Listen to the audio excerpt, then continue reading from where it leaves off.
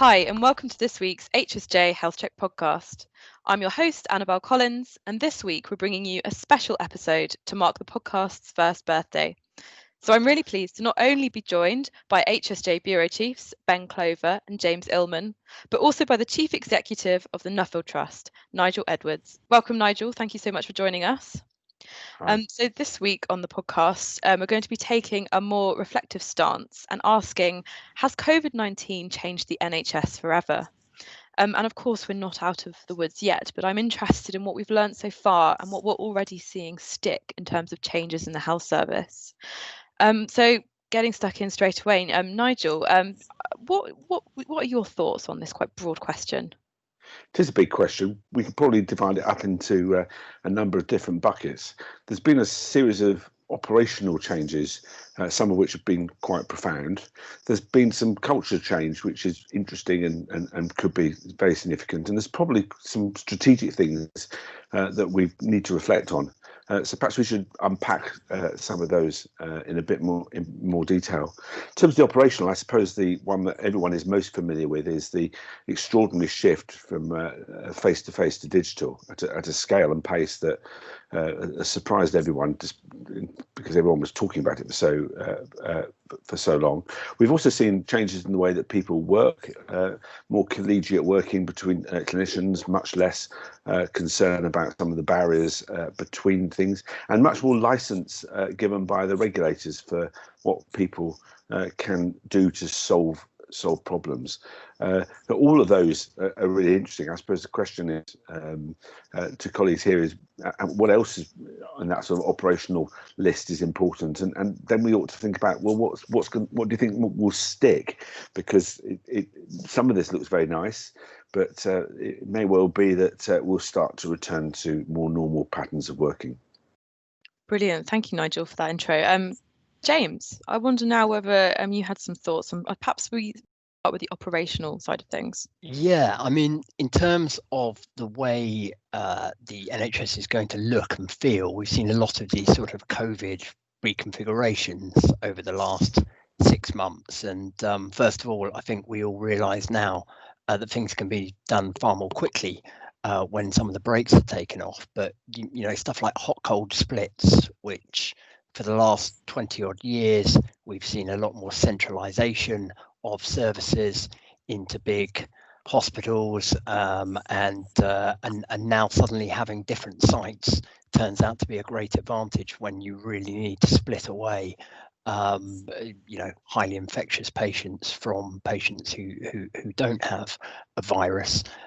So I mean, I think in terms of the way services are configured, things could look very different, and I think there could be some stickiness on this, partly because the hot cold split was something in the NHS long-term plan anyway.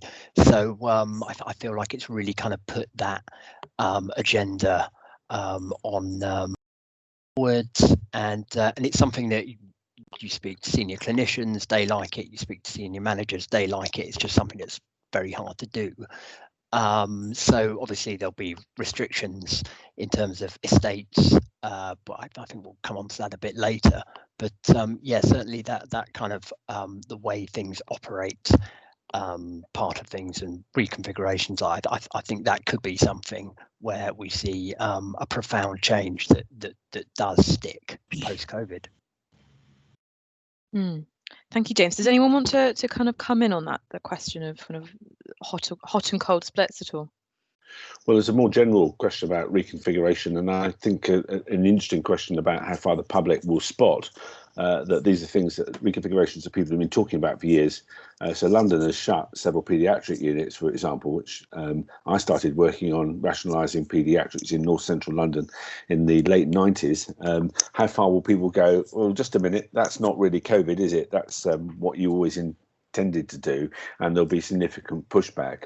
And similarly on some of the other changes, you know, people have been willing to forego face-to-face consultations because of the risks of going to sit in the GP waiting room or going to sit in an outpatient department. Interesting question about how far all of this sticks and to what extent some of this will return to normal. But the NHS should probably be cautious about overplaying its hand on any of these areas without really a proper conversation with the public and ways of engaging with them, and not just assume that things can have a COVID label stuck on them and that people will be prepared to go along with it indefinitely. Yeah, there's definitely been actually made that case yet. I like most of what I've seen is people still saying, oh, because the second wave's coming, so I guess it's fair enough. But no one's yet tried to have that kind of conversation. I've seen like this slightly worrying phrase from London's regional team about a new approach to consent on these changes. On changes, things like local data sharing agreements and things that everyone inside the service agrees is a good thing. But going, we can't do consultation in the traditional way, which was often not particularly representative anyway.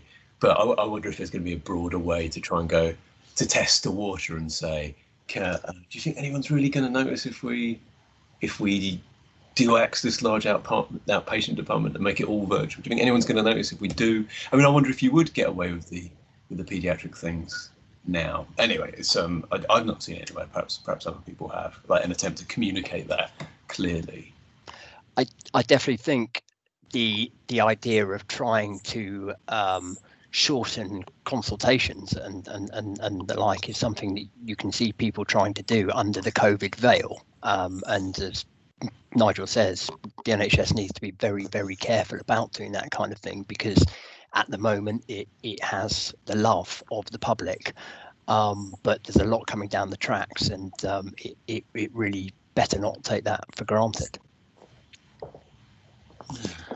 No, I'd say that was. There's like a lot of cultural stuff I think still has gone under the radar. Sort of operational is cultural to a large extent, but again, to go back to London, so not only a lot of your outpatients be digital, as people have discussed before, but things like increasing the patient-initiated follow-up thing, kind of having that done led by the nursing teams, by default.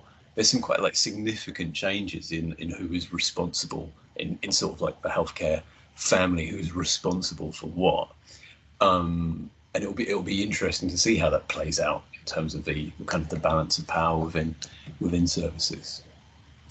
I suspect once people have experienced some of these changes, they will stick, because they do seem to work. There'll be some retrenchment in a few places where some of this shift to digital is not ideal, and there are some patients for whom these technologies don't work so well, where touch is important, and of course there was an irreducible number of people who need some form of physical examination or even procedure that you can't do.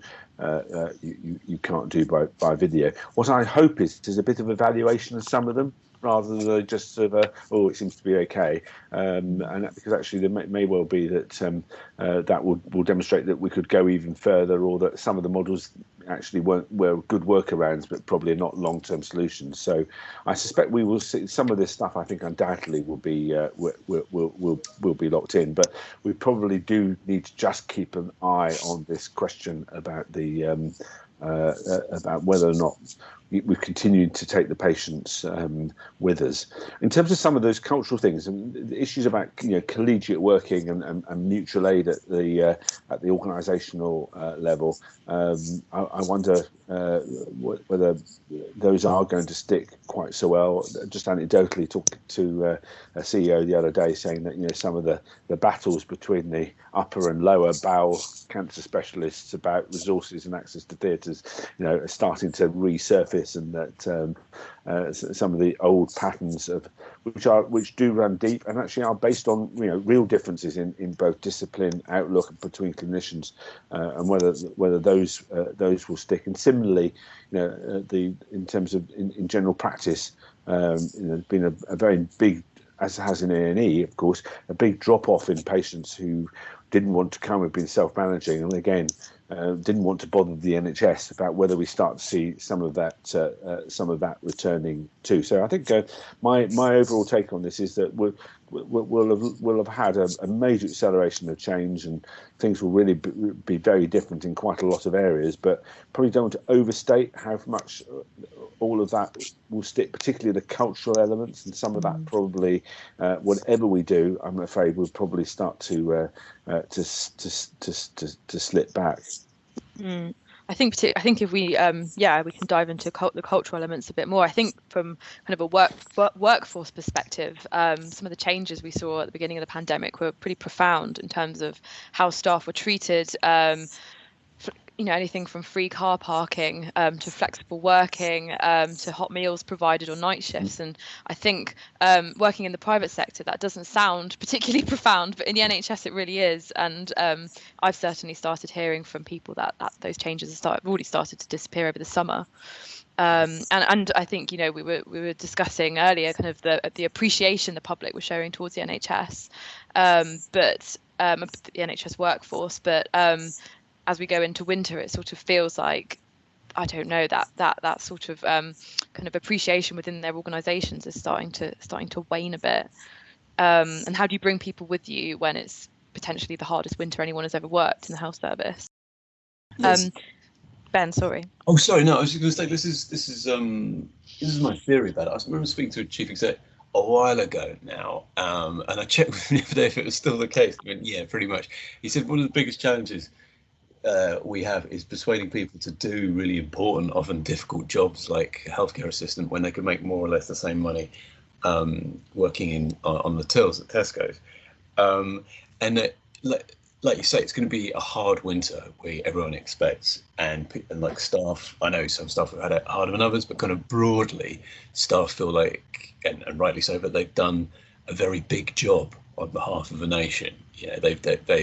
They've stepped up, done a big job, and they're gonna, and rather than getting an opportunity to rest, they're gonna have a really rough winter. And the things that, like you mentioned, like those perks, well, it's not even a perk, but things like the car parking and the general adulation and the meals and all of that, that's going to come to an end. So what do you offer people to A, retain them, or to B, try and attract them? And I wonder if, like, the health service is going to have a hard time getting, I think, much more money out of the Treasury because everything else has been cut so close to the bone already. So I wonder if, the things that give people job satisfaction aren't just the reward. There's also like the level of autonomy. So I wonder if instead the centre can offer systems and trusts can devolve this, like perhaps as much as they can, kind of increased autonomy, because that's when you speak to lots of clinicians, and especially the medics, that's what they've really valued over the kind of the peak pandemic period, is kind of going, look, we can, speaking to a prostate surgeon saying, for once we're not getting loads of phone calls saying, oh, you must manage every cancer to a 62-day target, even though prostate, you can quite often leave it for a while and there's no problem. Kind of that level of professional autonomy might be the only thing the centre can offer to staff after this, and it might feel that like it has to, especially as it's worked quite well in lots of cases, like we say, people passporting from one organisation to another, where it's where that's been needed, and like lots of people have very much enjoyed the, all right, we are going to run the emergency response across the whole of South London for the first time, rather than have a sometimes fractious relationship. But yeah, I just wonder if that's... So autonomy is certainly important. I think the theory says also mastery and purpose are the other two, and COVID certainly gave everyone a purpose. So maybe one of the lessons here is for organisations to really go back and think about whether they're paying enough attention to those other things. But this is a more mundane level. I think it's interesting how far we stripped out staff facilities like changing rooms, common rooms for doctors, rest areas for other staff. And I think people have learned the importance of these during the pandemic. They do seem to have made a significant difference to people. And I would hope that people will take lessons from that and, if they can, put hot food back on at night, give people proper breaks, give them places to change so they don't need to go home in their uniform, and just sort of some of these sort of small hygiene things which have all got stripped out. If there's one thing we have learned from COVID, probably is that they shouldn't have been stripped out, and it'd be good to see if people put them back. And as people are building their new buildings as part of the HIT program, they might want to reflect on some of those things too. So yes, autonomy, mastery, and purpose by all means. Autonomy definitely. But of course, the autonomy thing applies to organisations too. And I think one of the other things that's happened during the pandemic, which I'd be interested in your views on, about the extent to which we think that the regulators will be back on the pitch, so that Number 10 and the Treasury are going to be wanting to say, we need to pin you down. We saw bits of this leaking in the press, didn't we? Of sort of, we've got to get a grip on it, and whether or not we'll see a very unfortunate reassertion of command and control techniques, and which have not been evident during the pandemic, and probably one of the reasons why the NHS has done quite well compared with things run by the Department of Health and Social Care or the Cabinet Office, which have gone to hell in a handcart really, due to an overly centralist controlling model. So I think whether the organisational oversight and regulation shift back is another interesting question that we ought to be thinking about, and people ought to be considering more carefully than they appear to be. Because, I wonder if that's an easy win for, Hancock did say, staff are tired of having someone look over their shoulder the whole time. Busting bureaucracy.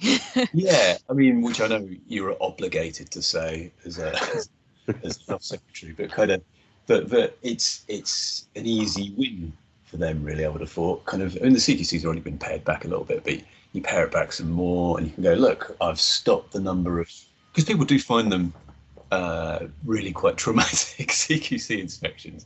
I think they're important, but lots of people think we could do about them. And I just wonder if that's a logical, easy win for a cash-strapped government, is to pay. Look, I've given you the autonomy you've long craved.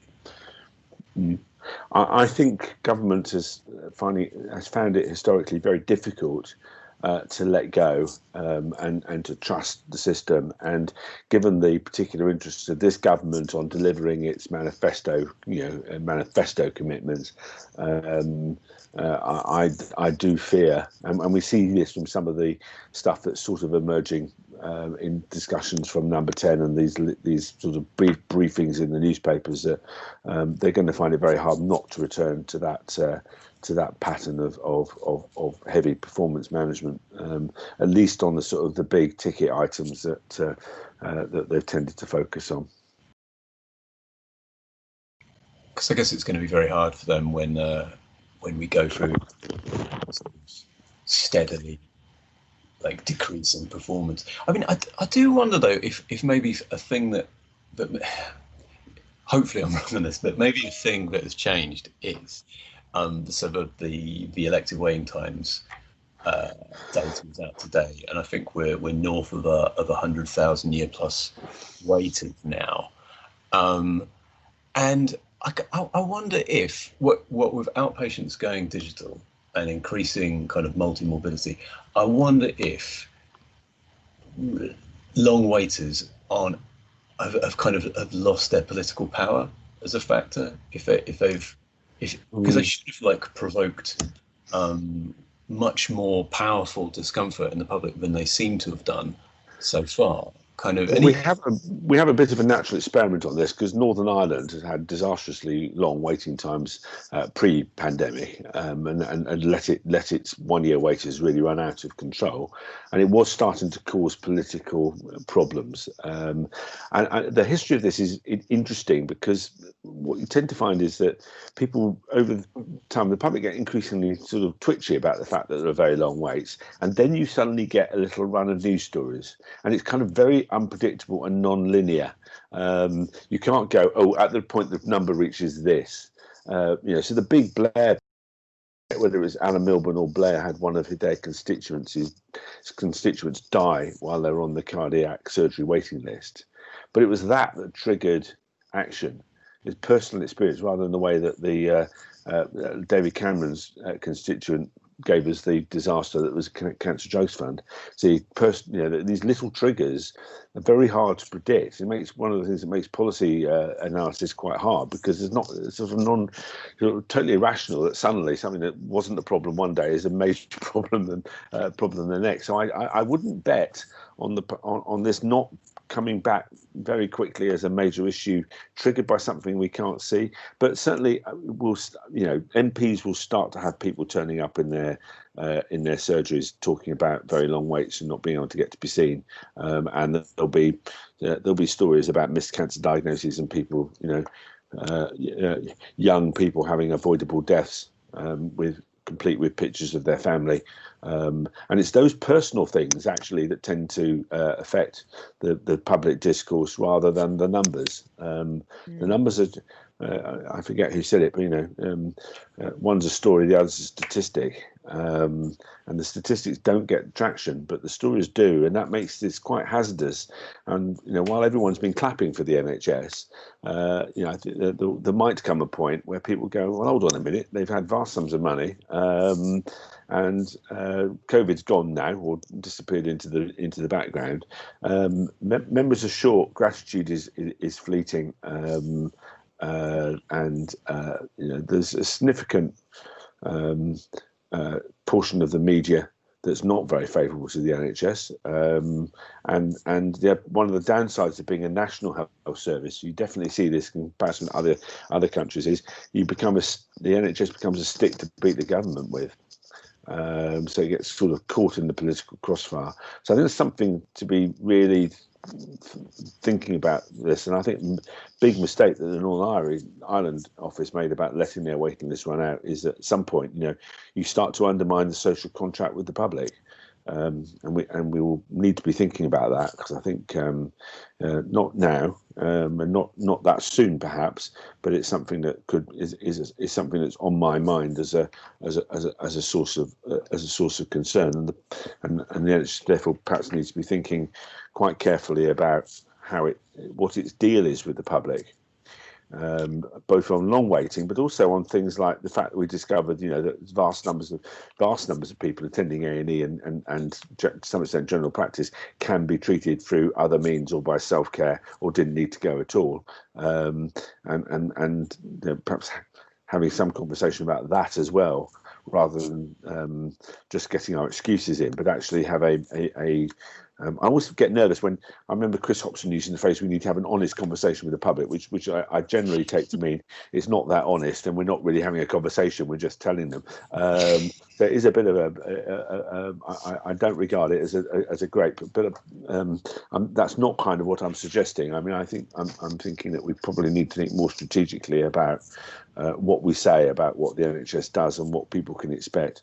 And perhaps I think they will need to put in quite a lot of effort into getting some of these long waits down, because the idea that an elective wait is somehow less important than an emergency is wrong. I mean, these are often debilitating. They're often working age people who therefore can't work. So I think it's something that really needs to be taken very seriously.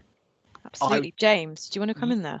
Yeah, I just wanted to make a couple of points on that. So firstly, there's this whole issue of patients staying away from hospital because they're scared of catching COVID in hospital. And there was some polling, some Ipsos Mori polling, and I know Girth have done similar polling.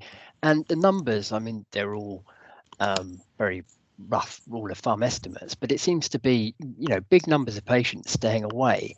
And I think once the kind of cloud of COVID goes away, which hopefully it will at some point, and this will be far more visible to everyone else. And in terms of Nigel, you're talking about the personal stories and stuff. A lot of the personal stories about COVID patients dying in care homes, and they couldn't see their family before they died, and they're tragic, and that's kind of sucked up a lot of the kind of bandwidth for those kind of personal stories. So I like there's so much tragedy at the moment that we're almost missing some of the long waiter tragedy stories, but they are there, they're happening. At some point they will come out, and then I mean, I don't know, it may well be the lead story on the World at One in about 40 minutes, but 111,000 long waiters, up from under 2,000 before. It is, as you said, a statistic and doesn't have that kind of punch of a personal story, but my God, they're numbers that are really traveling. And there was some guidance that went out last week on clinical revalidation and this big exercise that they're doing now, which is, a very sensible thing to do. The list is very big, and obviously you have to see the most clinical relevant patients. But in an appendix, it was something that the Daily Telegraph picked up on. There was guidance for for staff on how to deal with angry and distressed patients. And the guidance was not very, it didn't give anyone any magic bullets. Now, NHS staff have dealt with angry patients for a long time, but I thought that was just a sign of things that are to come, and that kind of, and again, you're talking about the contract between patients and the service and what can be expected and so on. I think it's going to be really tested over the kind of next 6 months. Before we move on to kind of discussing some more strategic things, I was just wondering, around the long waiters, what do we think the relationship with the private sector might look like going forward? I mean, do you think it will kind of gradually just go back to normal, or could there be kind of any kind of lasting kind of relationship there? I mean, I know there was already kind of some NHS patients were seen in private hospitals, but do you think there could be a change in that kind of nature of that relationship? So if we go back to March, and this kind of amazing deal was struck for the NHS to effectively nationalise the 8,000 private sector beds, and it was all very, we're in this together at this point, and then it was costing a lot of money to keep all of that, all those beds free for NHS patients, and the costs in the private sector are different to the costs in the NHS sector, and already it feels like that relationship's very much strained, and they're reprocuring, they're about to retender those deals, and they're going to be on kind of more of a paying for activity, which is again probably economically only the only possible thing to do, but certainly that it felt like the kind of we're in this together relationship that had sustained for several months was starting to return to the usual. I don't know your thoughts, Nigel. Yeah.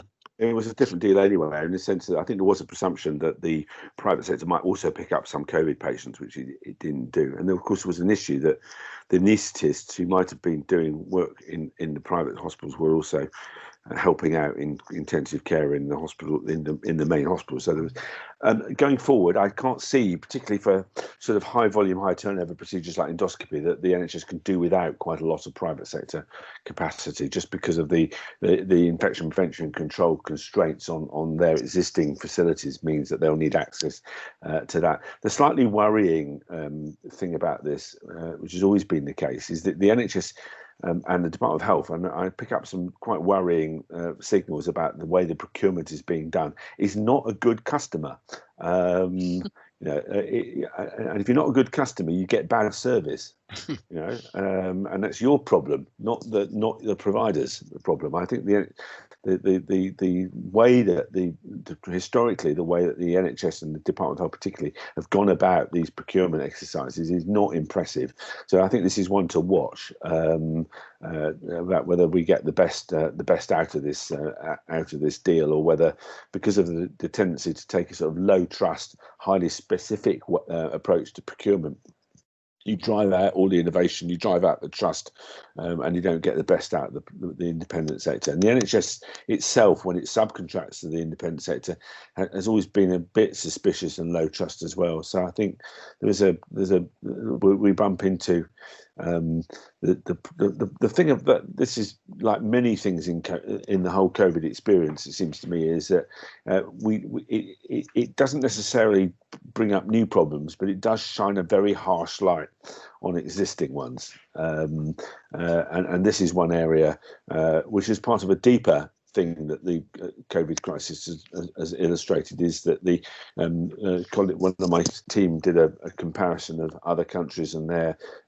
strategies for restarting after COVID. And yet again, the fact that we are massively short of CT scanners, MRI scanners, operator capacity, nursing staff, doctors, which we sort of, again, we knew before COVID, but COVID has reminded everyone that is there, and I think that these fundamental problems that were with us before COVID are still there, just more so. And there's a slight risk here that we get a bit distracted by COVID and forget that that there are a whole series of long-term structural, cultural, and investment challenges that we face as a country. It increasingly appears that we don't have the governance and oversight mechanisms which are able to deal with the scale of the problems that we face. Absolutely, and I think we've already been digging quite a bit into some of the longer term changes. So kind of what are we going to do in sort of the coming months and years, I suppose, as well. But I think something we absolutely should touch on are the new hospital builds. Well, sort of new hospital builds that were announced, or rather, kind of more detail was given last week on the capital spending. And I know, James, you've been across this a bit as well, and Ben perhaps too. But I'd be interested to hear thoughts on what the pandemic could mean for kind of investment in NHS estates. Well, it's quite interesting. One of those hospitals vying for funding and attention is West Suffolk, and they, prior to the pandemic, were talking about sort of 500 million for a new site. Where was that money going to come from? That was obviously a big problem. The whole public sector and NHS has been starved of capital for years. And in my latest conversations with them, they've now kind of remodeled sort of with the new spatial guidance for with taking something like a COVID pandemic into account, and suddenly that cost has gone up to 620 million, which, I mean, either sounds like a hell of a lot of money. So I think it could be, it will certainly make people pause for thought on the planning of these new hospitals. But I think even before the pandemic came in, you were already thinking, well, how are we going to fund all these hospitals? So hopefully it's not going to be a massive academic exercise just because there isn't really any funding around to do it. I don't know what your thoughts are on that. I think there's kind of two factors, one of which you touched on. People are going to have to build in surge capacity to their planning for stuff, i.e. is the new DGH you build somewhere or rebuild somewhere going to be able to scale up quickly enough to deal with another pandemic? And also just like Nigel said, it's one of the big ones. It's one of the big existing problems is a state in the NHS and how decrepit, so much of it is after so many years of underinvestment. But it's shown up just how that was even worse than people thought. How when you had to repurpose all these areas, people realised how bad lots of the ventilation issues were, but kind of like how dangerous some of the estates problems were. And I do wonder if kind of, how they are going to manage the definition of a hospital when you kind of go, all right, let's call those community diagnostic hubs. That's technically a hospital. I think that might be one of the more notable things in like 10 years' time, is if there are a lot more local facilities that will stick in the public's minds when they go, oh yeah, that's where we went when Mum got her scan. People, if there are 3 of those per million head population, that would be quite noticeable, even if a third to 40% of them are on the existing hospital site or are just something a little bit rebadged, kind of, even 1 per million from the Richards review, from the Richards pitch, I guess, I think would be quite noticeable. And I don't know how much scope there is really for for 40 new hospitals in the classic sense. I know it's partly a marketing. So something seems to have gone very awry with construction costs in the UK for hospitals. I'm hearing cost per square meters, which are just sort of outrageous and don't seem to accord to reality, and it's not clear why that is. Brexit might also not have a good effect in the southeast of England. At least can start building. This will become a very dominant bit of the construction industry. So there's a practicality problem. I don't think the big challenge has always been that not so much about surge capacity, but even just flexibility and a little bit of extra space gets value engineered out when you find that we have not really ever got to the bottom of how to properly reimburse capital. It's a mess. And the depreciation model we've got doesn't really provide a sufficient mechanism. You really do need to probably do what the Germans do, which is basically when people need money, they get it allocated. And it doesn't need to necessarily relate to your capex to revenue ratio and all of these other stupid things introduced because we've been sort of aping some elements of the market. You need mechanisms to ration it, but we haven't got that sorted, and we've had any number of slideshows from consultants attempting to do it in clever ways, and it's not work. I would say one of the lessons from COVID, is if you look at, say, there's an article in New England Journal recently, and I was talking to Reinhard Buser at Berlin Technical University, the use of hospital at home and virtual wards. If you need extra beds, actually, that's a very neat and quite cost-effective way of doing it. It's not at all cost-effective if you take patients out of the hospital and you've still got the hospital. But if the alternative is building 400 or 550 beds, you're better off putting your 100 beds in a virtual ward and actually using that as a method for dealing with some of your surge capacity, or indeed treating patients at home. So I think one of the risks of the way that the hospitals have been planned in the past, and hopefully the STP and these other processes are overcoming this a bit, is having the hospital planned in isolation from the rest of the system in which it sits. And if there's one thing COVID has taught us, is the importance of people actually thinking about how their systems work and work together, and how people support each other. So I think there's a slight risk there, and a real need to get back to much better area-based strategic planning, which, by the way, having a competition for who gets their hospital built is not really consistent with a rational model of capital allocation. But that's yet another indication that our governance and oversight systems don't really match the requirements of a complex high-income country.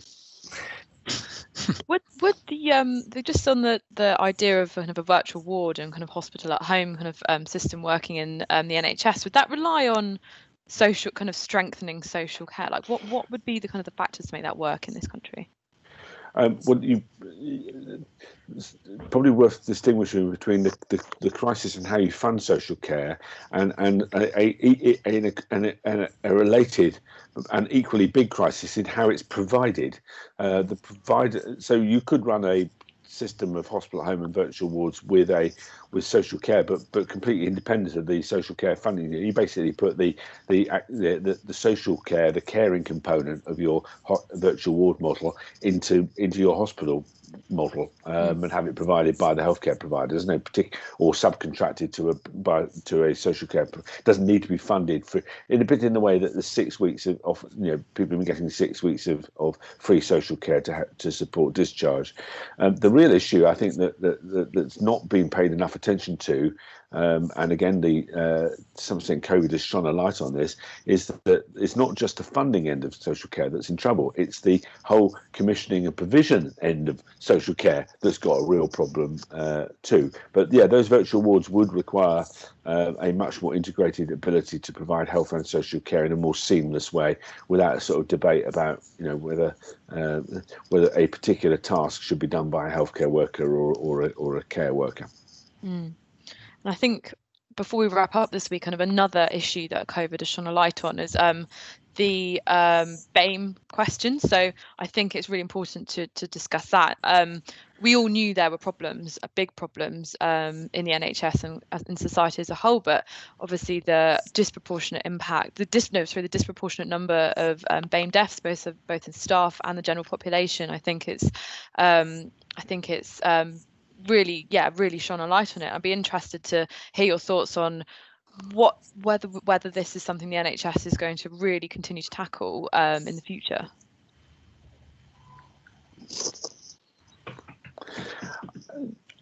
I think it's difficult to say, isn't it? One would hope so. There is a history of issues bubbling up, which are big. Everyone's very concerned about them. Something must be done. Must never happen again. Whole new start. And 10 years later, it happens again. And you look and you haven't moved forward. I give you the case of, trying to deal with care for people with learning disabilities in institutions. How many once a whole number of areas where we get time for a new start, once in a lifetime review, never happen again. I don't want to be pessimistic because it does seem to be a sort of genuine recognition of this. But I think, as with health inequalities, there's a slight risk here that the NHS is expected to do things which are beyond. It should definitely get the things right it can get right, like having the right representation in senior management, for example. But actually, there is a limit to what the NHS can do to deal with problems that require the overthrow of world capitalism or major redistribution of income. There's only so much. And it should really focus on trying to get its own house in order while lobbying the rest of the system to do something about it. But as with other things, if the NHS hasn't got its own house in order, its ability to lecture other people on things is rather limited. All right, I think we've come to the end of the podcast this week. Thank you all so much for joining me. Thank you to Nigel for being our guest. It was great to hear from you, and to Ben and James. And just to remind all listeners, the HSJ Health Check Podcast is available on our website and across all main podcast channels. If you enjoyed it, please listen, subscribe and share, and get in touch if there's something you'd like to see us discuss. We'll see you all next week. Thank you.